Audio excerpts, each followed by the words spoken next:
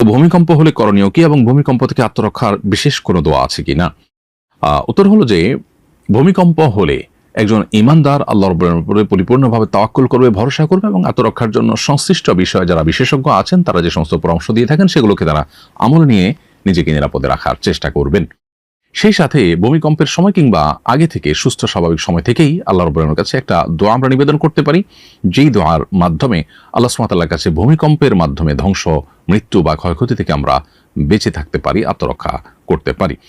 দোয়াটি নবী সাল্লাল্লাহু আলাইহি ওয়াসাল্লাম পাঠ করতেন, সেটি হলো আল্লাহুম্মা ইন্নী আউযু বিকা মিনাত তারাদ্দি ওয়াল হাদাম ওয়াল গারাকি ওয়াল হারাক। অর্থাৎ, হে আল্লাহ, আপনার কাছে আমি পানা চাই উপর থেকে পড়ে মৃত্যুবরণ করা থেকে, কিংবা কোনো ভবন বা কোনো কিছু ভেঙে চাপা পড়ে মৃত্যুবরণ করা থেকে। এখানে পরিষ্কারভাবে যে দোয়া করা হয়েছে তার মাধ্যমে ভূমিকম্পের মৃত্যু বা ভূমিকম্পে ক্ষতিগ্রস্ত হয়ে মৃত্যুবরণ করা থেকে বাঁচার সুস্পষ্ট দোয়া আল্লাহর কাছে রয়েছে। অতএব এটিকে আমরা নিবেদন করতে পারি এবং স্বাভাবিক অবস্থাতে এটি আমরা বারবার করে আল্লাহ তাআলার কাছে পড়তে থাকতে পারি। পরিবারের সব সদস্যদেরকে আমরা শিখিয়ে দিতে পারি, আল্লাহুম্মা ইন্নী আউযু বিকা মিনাত তারাদ্দি ওয়াল হাদাম ওয়াল গারাকি ওয়াল হারাক। আল্লাহ, আপনার কাছে পানা চাই উপর থেকে পড়ে মৃত্যুবরণ করা, কোনো কিছু নিচে চাপা পড়ে মৃত্যুবরণ করা এবং আগুনে পড়ে মৃত্যুবরণ করা এবং পানিতে ডুবে মৃত্যুবরণ করা, এগুলো থেকেও পানা চাই। ওয়াল গারাক ওয়াল হারাক, অর্থাৎ পানিতে ডুবে মারা যাওয়া কিংবা আগুনে পুড়ে মারা যাওয়া থেকে পানা চাই।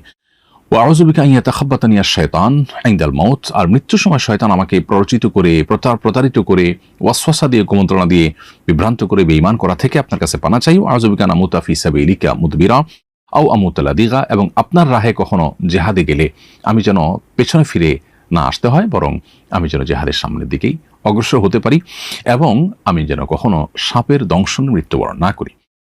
এভাবে দোয়া নবী সাল্লাল্লাহু আলাইহি ওয়াসাল্লাম করেছেন। যদিও এই যে মৃত্যুগুলো, এই মৃত্যুগুলো কোনোটি কিন্তু খারাপ মৃত্যু নয়, শুধুমাত্র জিহাদের ময়দান থেকে পলায়ন করা এটি খারাপ এবং কবিরা গুনাহ। বাকি যে কোনো মৃত্যু কিন্তু একজন নেককারের মৃত্যু হতে পারে। অতএব কেউ যদি সাপের দংশনে মারা যায় কিংবা কেউ যদি পানিতে ডুবে মারা যায়, তাহলে সেক্ষেত্রে সেগুলো খারাপ কোনো মৃত্যু নয়। শয়তানের ওয়াসওয়াসা দিয়ে কেউ যদি, ওয়াসওয়াসার কারণে কেউ ঈমান ছাড়া মারা গেলেন, সেটা খারাপ।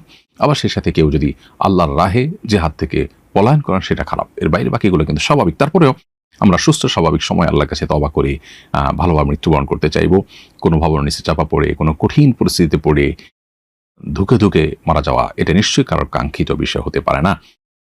অতএব আমরা আল্লাহ তাআলার কাছেই দোয়া করব। এরপর যদি আল্লাহ না করুন কাউকে আল্লাহ তাআলা ধরনের পরিস্থিতিতে ফেলেন, তাহলে তিনি সবর করবেন এবং প্রত্যেকটা কষ্টের বিনিময় আল্লাহ তাআলা বান্দাকে দিয়ে থাকেন। অতএব সবর করতে পারলে তিনিও বিনিময় লাভ করবেন। আমি আবারও দোয়াটি বলছি, আল্লাহুম্মা ইন্নী আউযু বিকা মিনাত তারাদ্দি ওয়াল হাদাম ওয়াল গারাকি ওয়াল হারাক ওয়া আউযু বিকা আন ইয়াতাখাব্বাতানি আশ-শায়তানু ইনদাল মাউত ওয়া আউযু বিকা আন আমুতা ফি সাবিলিকা মুদবিরা আও আমুতা লাদিগা। দোয়াটি অত্যন্ত অর্থবহ।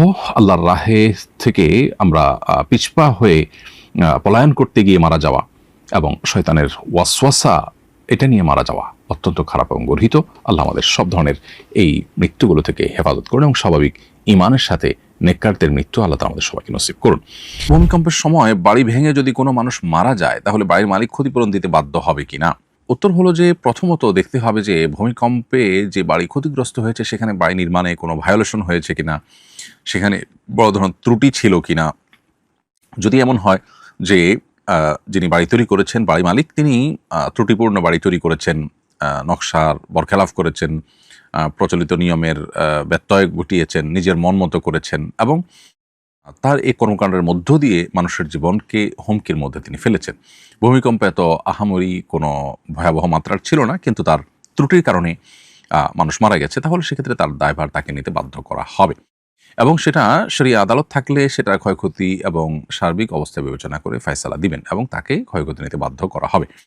আর যদি তিনি যথাযথ নিয়ম মেনেই বাড়ি করে থাকেন, তাহলে সেক্ষেত্রে এটা প্রাকৃতিক দুর্যোগ হিসাবে ধরা হবে এবং সেক্ষেত্রে তার উপরে কোনো ক্ষয়ক্ষতির দায়ভার বহন করতে তাকে বাধ্য করা হবে না। এবং সেই সাথে যে বা যারা এই ভাঙা বাড়ির নিচে চাপা পড়ে মারা গেলেন, তাদেরকে শহীদ হিসাবে গণ্য করা হবে। তারা আল্লাহ তাআলার কাছে শাহাদাতের মর্যাদা লাভ করবেন যদি তারা ঈমানদার হিসাবে মৃত্যুবরণ করে থাকেন।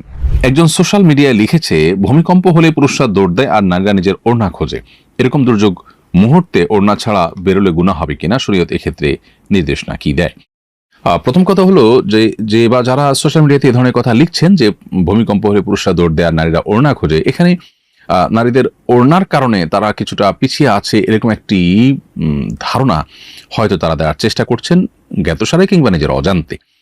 আমি বিনয়ের সাথে তাদেরকে প্রশ্ন রাখতে চাই, কোন পুরুষ যদি ভূমিকম্প যে মুহূর্তে আঁচ করেছেন, টের পেয়েছেন, ওই সময় তিনি যদি হাফ প্যান্ট পরা থাকেন কিংবা শুধুমাত্র আন্ডারওয়্যার পরা থাকেন, তিনি কি লুঙ্গি বা প্যান্ট কিছু একটা পরে তারপর দৌড় দিতে চাইবেন না?